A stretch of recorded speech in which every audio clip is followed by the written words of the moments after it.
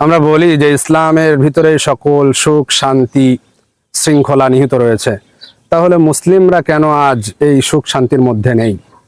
এই প্রশ্নটার উত্তর দেওয়ার আগে আপনাকে আরেকটা প্রশ্ন আমি করি। সেটা হচ্ছে, কেউ যদি কোনো গন্তব্যে যাওয়ার জন্য একটা সাইকেল ক্রয় করে, এই সাইকেল ক্রয় করার সাথে সাথে কি গন্তব্যে চলে যেতে পারে? কখনোই না। গন্তব্যে যেতে হলে তাকে সাইকেলটা চালিয়ে তারপরে গন্তব্যে যেতে হয়।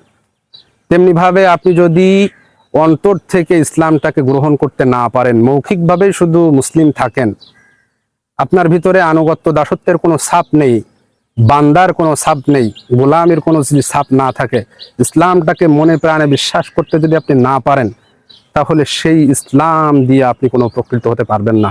আপনার শান্তি প্রতিষ্ঠা হবে না, শৃঙ্খলা প্রতিষ্ঠা হবে না, কোনো কিছুই হবে না যদি না আপনি ইসলামটাকে মনে প্রাণে আনুগত্য দাসত্ব আল্লাহর গোলামি না করেন, ইসলামটাকে মেনে না আনেন।